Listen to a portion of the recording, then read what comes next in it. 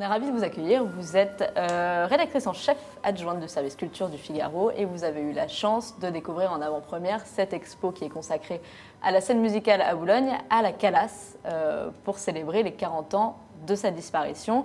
C'est une expo qui ouvre le samedi 16 septembre. Le jour des 40 ans de la disparition de Maria Callas. Alors avec Athénaïs, vous avez interviewé hier toutes les deux Tom Wolf, qui est le commissaire de l'exposition. On va l'écouter et puis on discute ensuite de l'exposition avec vous.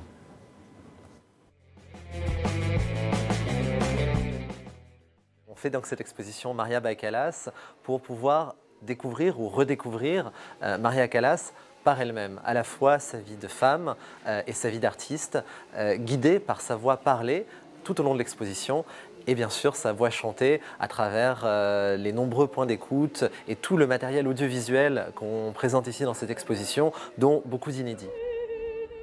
On a voulu une exposition très moderne et radicalement innovante pour utiliser tous les outils qu'on avait aujourd'hui à notre disposition et des outils aussi qu'on a créés au service de la voix de Maria Callas et au service de son chant et de son art. Et on a pas mal d'innovations ici. On a un système d'écoute sans fil où on se promène tout au long de l'exposition avec un casque sans fil qui va capter différents points d'écoute. On va pouvoir tour à tour l'entendre nous parler, nous raconter ou chanter et entendre des choses parfois inédites. Et puis on a aussi un peu la cerise sur le gâteau de l'exposition, c'est cette salle qui s'appelle la salle 360, où on va pouvoir avoir une expérience complètement immersive de Maria Callas sur scène. On va la voir et l'entendre exactement comme si on était à la Scala ou à l'Opéra de Paris dans les années 50.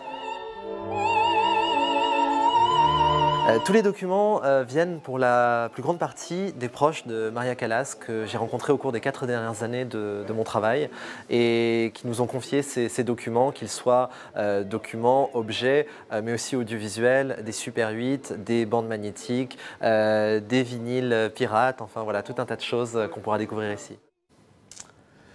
Alors Ariane, on nous promet dans cette exposition de 800 mètres carrés, Maria by Callas, on nous promet une Maria Callas inédite, comme on ne l'avait jamais vue avant. Alors est-ce que c'est vrai? Est-ce que vous avez découvert une nouvelle Maria Callas 40 ans après sa disparition? Alors oui, inédite et intime. Maria Callas, en fait, c'est une caricature aujourd'hui. Enfin, pour moi, c'était une caricature avant de la voir dans cette exposition. Hergé s'en est inspiré pour faire le personnage de Blanca Castafiore. Oui. Et c'est pareil, elle est égocentrique, elle poursuit... on ne va pas dire que le capitaine Haddock est une autre image d'Aristote Onassis, mais il y a quelque chose comme ça. Il y a un rapport compliqué avec les hommes. Un rapport compliqué avec les hommes, enfin, une manière de penser qu'à elle et d'être toujours dans ses... Bon, en fait, quand on va découvrir ces documents à la scène musicale, on trouve quelque chose, un personnage avec lequel un tête-à-tête est organisé, parce que Tom Wolf a eu le nez, le flair, parce que c'est un coup du hasard total, mais un coup génial, d'aller trouver les derniers témoins qui ont connu Maria Callas. Lui, il ne la connaissait pas, il l'a découverte tout d'un coup, il a été subjugué. Il s'est dit, je voudrais bien rencontrer des gens qui l'ont connue, ça va me prendre 15 jours. Il terminait ses études de médecine à New York.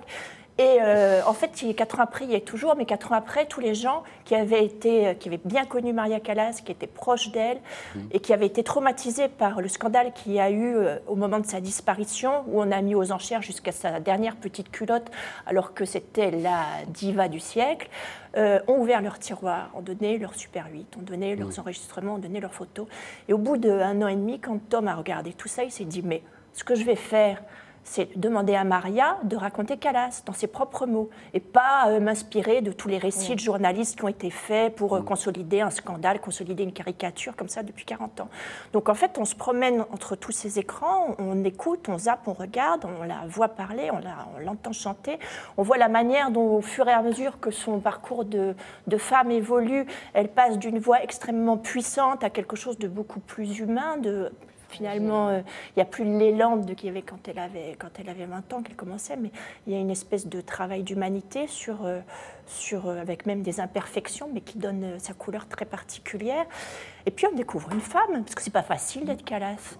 On dévoile Maria qui raconte le drame avec sa mère, et elle demande à son père d'intervenir pour pour la défendre, parce qu'en fait, elle avait une sœur qui était très jolie et que maman Callas essayait de pousser pour devenir mannequin. Et Maria, on l'avait collée au conservatoire à 14 ans en disant qu'elle en avait 18 et chante ma belle parce que t'es une grosse dondon, il faut faire quelque chose de toi, on va essayer ce truc-là. Et elle était quand même très très négligée par ses parents, donc on voit le père de Maria Callas qui vole à la rescousse d'elle et elle qui se décompose, qui passe la main dans ses cheveux, enfin c'est des archives privées, mais c'est très très poignant. On la voit aussi rigoler sur le yacht d'Onassis et c'est Grace Kelly qui a fait le Super 8 et qui a donné ce document. Donc on découvre une personne... Bon, alors, et ça commence à la scène musicale, la scénographie est très réussie. La scénographie, c'est génial parce que vous baladez comme dans un film, vous zappez, vous entendez, vous regardez, elle vous regarde dans les yeux sur un écran, elle vous parle de tel scandale, elle vous raconte tel moment. C'est une petite séquence très intime, mais très... Une Callas beaucoup moins caricaturale, en tout cas. On découvre que c'est difficile pour Maria d'être Callas. Elle aurait rêvé d'avoir des enfants, de faire la popote pour son mari. Et puis on découvre aussi la cruauté de cette espèce de dualité entre la déesse qu'elle a travaillé à devenir et puis ce qu'au fond elle avait envie d'être. Parce qu'à la fin de sa vie, quand elle rêve qu'elle peut encore redevenir quelqu'un, parce qu'elle rêve à ce qu'elle a été, c'est pas facile d'abandonner une carrière pareille. Il y a un journaliste qui lui pose tout à trac et bon, ok, vous avez réussi votre vie de professionnelle, mais votre vie privée, c'est un massacre. Et elle dit, je suis toujours la petite fille américaine qui rêve que le prince charmant va arriver. Elle est morte 3 mois après, et c'est poignant de voir. Si vous voulez découvrir, merci beaucoup Ariane Bavelé, si vous voulez découvrir un peu plus sur la Callas, justement, c'est donc à la scène musicale, et c'est la première expo de la scène musicale, de cette nouvelle scène. Voilà, alors il faut dire que la scène musicale, parce que tout le monde ne connaît pas, c'est une salle qui a ouvert voilà. C'est une salle qui est sur l'île Séguin. Un grand théâtre, 2 grands théâtres. C'est les anciennes usines Renault sur l'île Séguin, voilà.